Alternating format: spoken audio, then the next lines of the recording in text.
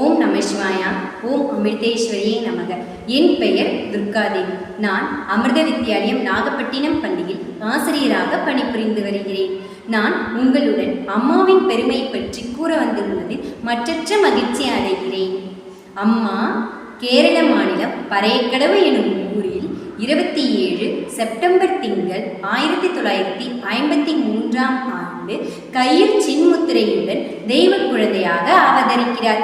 அம்மாவை அரவணைக்கும் அன்னை என்று போற்றுகிறோம். அம்மா என்றவுடன் நம் நினைவுக்கு வருவது அன்பு, இரக்கம், ஆத்ம வழிகாட்டுதல், மனிதநேய பணிகள், கல்வி மற்றும் மருத்துவ சேவைகள்.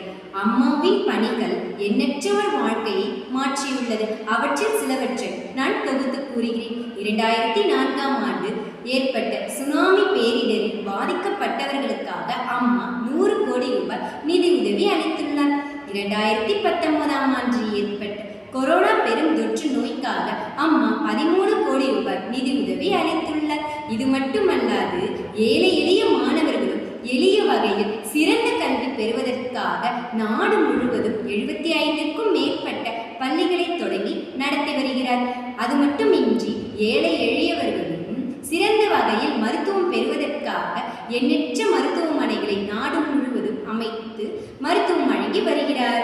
அதில் குறிப்பிடத்தக்கது 2020 பரிதாபாத்தில் 2600க்கும் மேற்பட்ட படுக்கைகளை கொண்ட அதிநவீன வசதி கொண்ட மருத்துவமனையை பிரதமர் முன் அம்மா தொடங்கி வைத்தார். உலக அளவில் 35 மில்லியன் மக்கள் அடிமைகளாக உள்ளனர் என்பதை அறிந்த அம்மா 2014 வத்திக்கான் நகரத்தில் அடிமை ஒழிப்பு அறிக்கையை வெளியிடுகிறார். அம்மா பெற்ற விருதுகள் பல. அவற்றில் சிலவற்றை நான் இங்கு குறிப்பிடுகிறேன். 1998 பன்னாட்டு மனிதாபிமான விருதை அம்மா பெற்றார். 2002 அகிம்சைக்கான காந்திக்கு விருதை உலக இயக்கத்தால் அம்மாவுக்கு வழங்கப்பட்டது. 2013 அம்மாவின் 60வது பிறந்த நாளை நினைவு கூறும் வகையில் மிச்சிகன் மாநிலத்தில் உண்மையான குடிமகள் விருது வழங்கப்பட்டது. 2023 அம்மா குடிமை 20 தலைவராக பொறுப்பேற்றார். G20 அதிகாரப்பூர்வ நிச்சயதார்த்த குழு உறுப்பினராக அம்மா வகிக்கிறார்.